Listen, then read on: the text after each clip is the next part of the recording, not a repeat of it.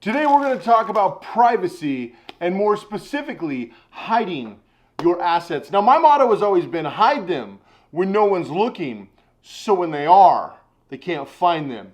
Today in operation, hide your assets. Now there's tons of ways to go about this and tons of reasons you'll want to do this, and we're going to go over a lot of information, so strap in, buckle up. And I'm going to cover a bunch of stuff with you here today. But before we do that, you need to understand why exactly someone would even want to do this. Now, I'm not advocating breaking the law. I'm not advocating not revealing things when you're legally obligated to. But the issue is we live in a very frivolous lawsuit type society.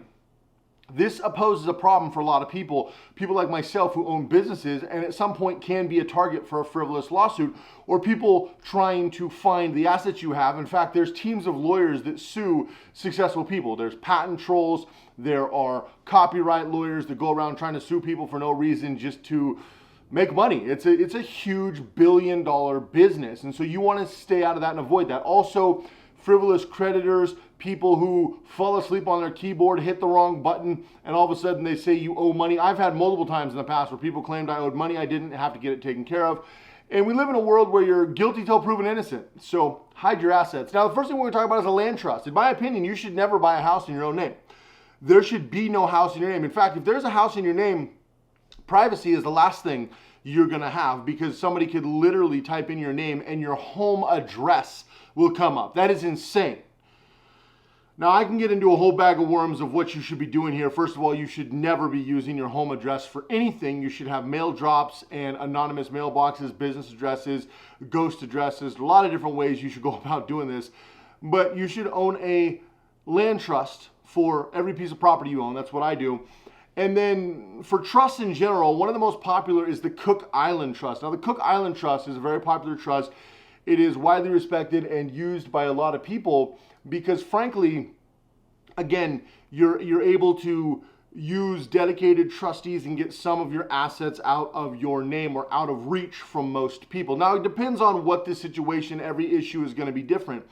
But the thing you need to keep in mind, just like all things, is diversification. When it comes to assets, asset diversification is key, and we're going to break that down in today's video.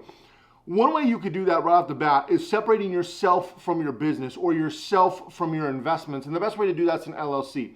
Now I use this site, Wyoming Registered Agents. You can use any site you want. I'm not actually affiliated with them. I'm just a customer.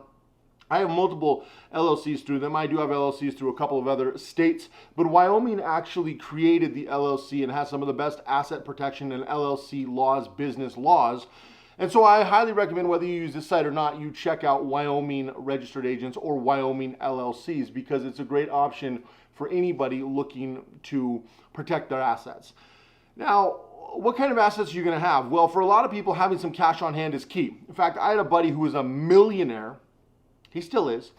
But he had a judgment against him from the IRS, and it was a mistake. Believe it or not, the almighty IRS makes mistakes. In fact, they make a lot of mistakes. They claimed I owed $27,000 more than I did in 2018, and I almost had to pay it. They threatened to put a lien on a property of mine over 27 grand. They made a mistake.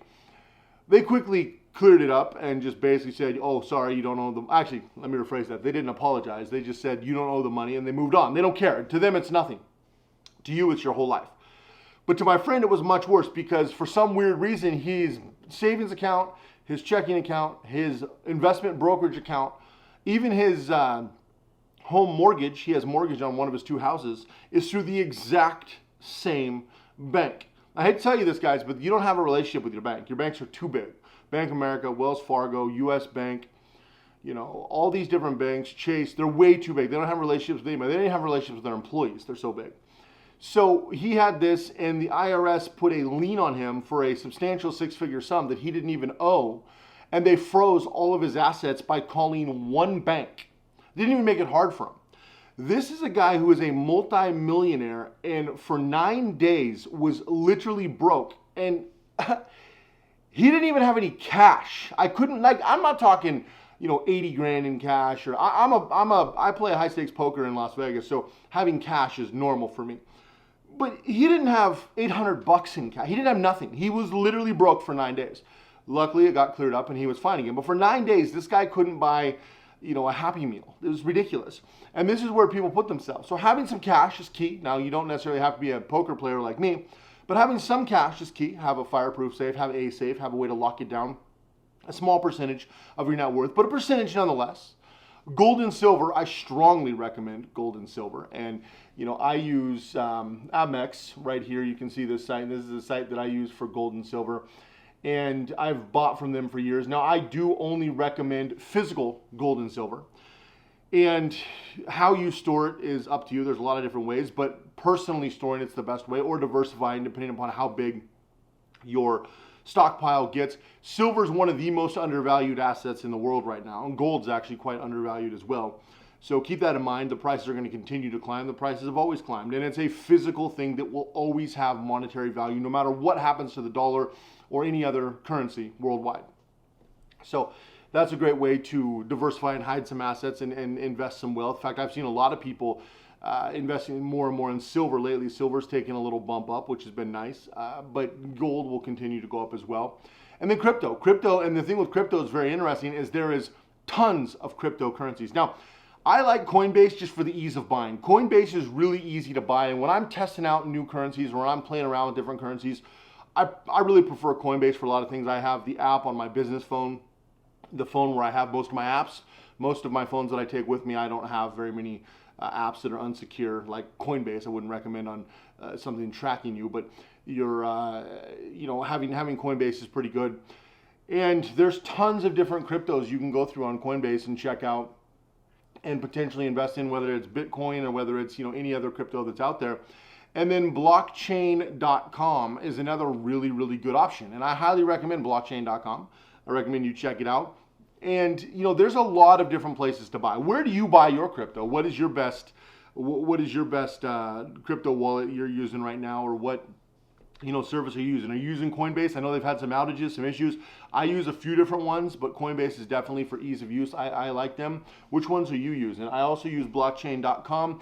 And then for an actual physical wallet, hardware wallet, I like Ledger. I've used Ledger for a long time, and well, actually not that long, but I've used Ledger for a little while, and I personally like Ledger. So it's one that I use. Do you have a different hardware wallet you use? Do you even use a hardware wallet, or do you use only buying from apps on your phone? But having crypto is a really good option, and you can diversify on many accounts. Now you might be thinking, well, don't they report your identity? For tax purposes at the end of the year, but what a lot of people are doing is they're bouncing from account to account. And so with so many different options now, again, I'm not advocating to pay your taxes, but let's say, for example, I pay taxes with Coinbase this year, which I'll end up doing, and then I move to another one. They're not going to know until my 1099s come out. It's not like they have an instant reporting. And it's similar to like when I win money at the casino, I win money in playing poker, I lose money. The IRS has no idea until the end of the year when I do a report, and they're really never going to know unless they audit it as well, which they could do. And if they audited mine, it wouldn't matter because all my records are tip top. But if you do get audited, but what a lot of people do is they'll go from brokerage to brokerage or account to account. A lot of people are doing that with day trading and stock. There's more day traders than ever right now. Crypto is the same thing. A lot of people are basically day trading crypto. Now, it's something you want to think about and something you want to consider if you're going through this process is private banking. Now, because of the Patriot Act, having a completely anonymous bank is very, very difficult. And that's a very detailed topic where there's a whole web you have to spend to be semi-anonymous. However, if I have an LLC, which I have several, and the LLC is in a registered agent, so if you found any of my LLCs, which make sure you do DBAs. So, for example, if my company is Go All In, you can go to Go All In and buy best coffee in Vegas, some of the coolest clothing. We just had a new drop. Check it out, goallinshop.com. If you do that, and you try to find my LLC, it's going to be something like, Hawk Investment Group or something. It's going to be something completely different where you're not going to find, and it's going to be DBA. So make sure you take advantage of DBA so nobody knows your actual company name. So then they got to figure out your company name, which the government has because you file taxes. But most people, it's not in any real databases, and it's definitely not tied to your name because that's private information.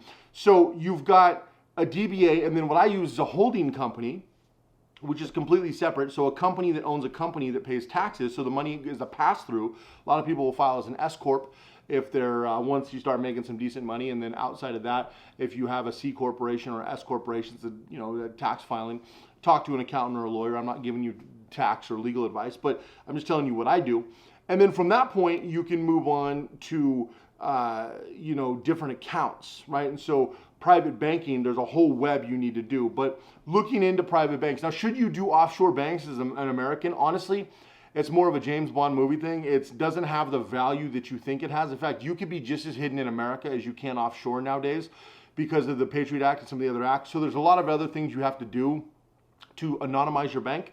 And I mean anonymize. At the end of the day, the three-letter agencies, if they put in some time and effort, they can find it. But keep in mind, there's not one central database. And that's the value of all this stuff, guys. A lot of people are like, well, can't the government? The government is broken up into a million little pieces. Now, they will work together. And ultimately, if they come together and they shine their light on you, they're going to unravel your web, no matter how deep it is. But that's very rare. And unless you're Edward Snowden or unless you've really done something, it's not likely, right? And that's why people get away with billions in tax evasion every year. Actually, well, much more than that, because the IRS, it's not like they see all these pieces. They have to actually audit you and then find it, which again, they will do. And I do not advocate breaking the law, but so many people get away with it because of that fact, because there's not one central database. Like, this isn't Minority Report, this is reality. The government's in it. We have 50 states that have individual governments. The federal government's broken up into a million little pieces. And the government used that against the people to their advantage, but we could turn around and use that to our advantage. Not to do things illegal, but to separate our assets and diversify and make it so scrupulous lawyers and these creditors and these people who are trying to do frivolous lawsuits and things like that really can't find you and put it in that situation. Now, for brokerage accounts, you could use things like Fidelity, and there's a lot of other brokerage accounts that I recommend having a real brokerage account if you're doing IRAs, investments, mutual funds, growth stock, mutual funds, maybe some of your stock portfolio. A lot of you should probably have at least an IRA, whether it's a Roth IRA, or have some other investment accounts, which that's something that's more long-term and that's less hidden. But the good thing is there's a lot of laws protecting that, depending upon what the situation is. There are probably more laws protecting investment and retirement accounts than any other account you will have. And then outside of that, you could actually do some trading. And so I use Webull. I've been using them a lot lately, and I really do enjoy them. But there's a lot of other really good ones out there. You could also use one like Public. Public has become very popular as well. And there's a whole bunch of other different apps. Now, I don't like Public personally. I don't use them, but I know a lot of people do recommend them. Personally, I've been using Webull a lot, and there's some other stock trading apps. But I actually have a money manager who helps me with picks. Basically, I control all my assets and my money. But basically, I work with a couple people who give me financial advice. As you start to grow your business, things like that, you work with people who give you financial advice. So anyway, these are some things you want to start looking into to diversify, because it is shocking. I read a statistic that 67% of people have their savings, their checking, their retirement investment, their car loan, and their mortgage with the exact same bank. 67% plus of people have one bank. And I think it was something like, there's a percentage of people who have their investments, whether it's their 401k or their investments with a different account. If you minus that, I think the number goes up close to 80%. So almost 8 out of 10 people use one bank for almost everything. That is insanity. And I highly recommend you do not do that. Now, I think that's people who have banks. I know there's a group of people who don't even use banks or banking systems. There's a whole business in check cashing and all that other stuff. But in the banking system, this is kind of how the numbers break down a little bit. And so I wanted to break down how you can hide some assets. Is there anything else you would add to this list? A service that you like? Let me know down below. Make sure you subscribe if you haven't already. Putting out videos every single day. Appreciate you checking this out. Give it a thumbs up, and I'll see you tomorrow.